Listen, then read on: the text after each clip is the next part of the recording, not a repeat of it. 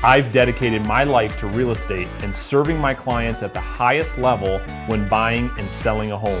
I'm committed to bringing you the most valuable content so that you're able to make the best decisions for all of your real estate needs. So get ready to learn and get the advice you've been looking for. Welcome to the Real Estate Insider. What's up, guys? Hey, it's Brandon Mulrennan here. Hope all is well. In this short little video, I want to talk about how to make that first introduction call to a real estate agent who you've never ever worked with before. And so there may be a lot of you in the mortgage business, maybe for a year, maybe for 10 years, and still have a lot of initial anxiety around making that phone call.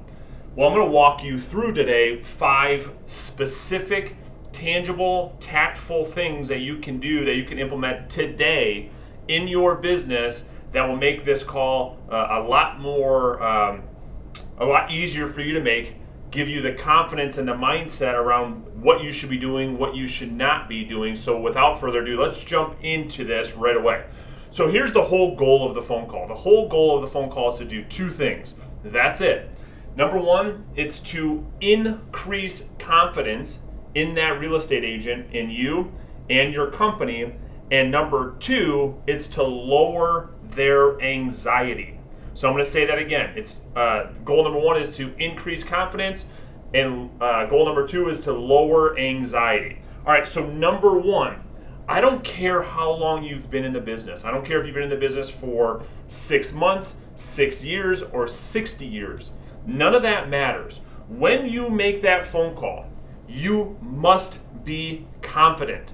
And again, I'm going to walk you through these 5 bullet points to help you be more confident, okay? But number 1, you have to be confident, okay? So you can be confident. I think what I hear most often is, well, Brandon, I don't know what the hell I'm talking about, right? For a lot of new mortgage professionals. Well, that's okay. Again, remember the 2 goals. The goal is to increase their confidence in you, that you're going to work your ass off and get the job done, and lower their anxiety. Okay, you're going to have, I'm sure, depending on whatever financial institution or bank or lender that you work for, I'm sure there's a team of people around you that are going to help you close that loan and answer all of the questions that you have. So there's no reason for you not to be confident. So how do you be confident over the telephone?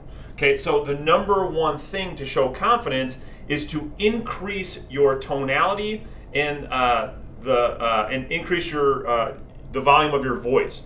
Just very similar to how I'm speaking to you right now in this video. That's how you need to speak over the telephone. Okay, so that's the number 1 way, the easiest way to be confident over the phone. Okay, number 2, go right at it. Okay, so here's one of the biggest mistakes that I see mortgage professionals make when they're reaching out to real estate agents, and that is not going at the elephant in the room. And that is, the fact of the matter is that you have not worked with that agent.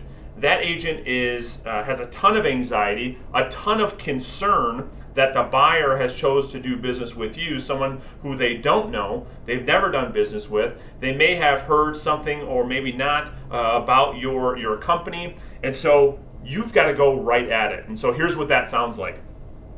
So Mr. Real Estate Agent, I know that you and I have never worked together in the past, and that may cause some anxiety both on your side and my side, because I've never worked with you either.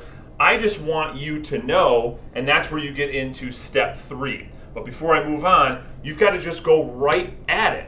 This is another way to show confidence with that real estate agent. The real estate agent is thinking it anyway. You're thinking it anyway. So don't hide from it, okay? Just go right at it.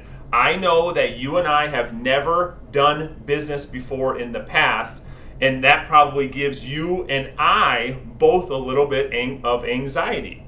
Right? And that's true. You know, as the mortgage professional, it's not all about the real estate agent, it's about you too. You've never done a deal with them before. How do you know that they're any good to work with, or they're going to return phone calls, or they're going to give that client the same level of service that you are? So when you say that phrase, I know that there's probably a level of anxiety both for you and I. It shows them that you're not releasing all control to them, right? We're not a waiter or a waitress, right? We are a professional mortgage banker.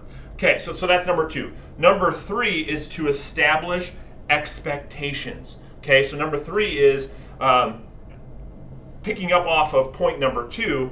Here's what you can expect from me throughout this entire process. Okay, and here's where you're going to talk about why what it actually looks like to work with you as the mortgage person, what makes you different, why it's kick ass for that real estate agent or other real estate agents to work with you.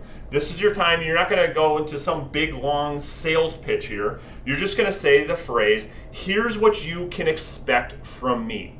If you call me or text me, you can be assured 100% that I will always return your phone calls and your text messages with a sense of urgency. The number one thing that drives me crazy, and if you're like me, is not getting a return phone call or text message or email in a timely fashion. Wouldn't you agree, right? Gaining some agreement there.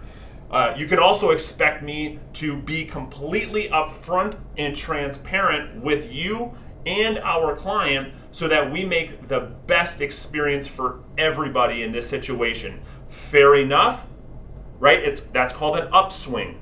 So again, you're going to say something like I just said, a statement like I just said, about being fully transparent with you and the client so everybody knows what's going on, so you guys all have a great experience. And when you say fair enough with an upswing, of course that agent's going to say, of course, absolutely, that's great. All right, point number 4. You're going to just quickly go through the buyer's approval, just an overview. So the client's going conventional, as I'm sure you know. We're doing a 30-year fixed loan, payment somewhere around X, okay? They're, from a cash to close perspective, here's what we're looking at. And so we're gonna need seller concessions when you write the offer or not, and so on and so forth. You're just gonna give a brief overview of the approval just to level set with you and that agent so that agent knows exactly how to write up a contract or a purchase agreement when they go start looking for homes. And then lastly, here's how you're gonna end the call. Right, so you're confident, you go right at the elephant in the room, you establish expectations and what it looks like to work with you, you do a brief overview of your client and the agent's client's approval, and then number 5, lastly, Mr. Real Estate Agent, what do you need from me right now? Very simple, right to the point. You're elevating your tone, you're showing confidence. In this call, it becomes very, very simple, and no longer will you have anxiety about making that phone call. So hopefully this helps you guys. I'm going to try and make more videos like this each and every week just to help you build better relationships with real estate agents long term, how to build those relationships so that they become a passive income for you and your business so they can start referring their clients to you long term. But it all starts with this first phone call. So hope that helps. We'll talk to you guys soon.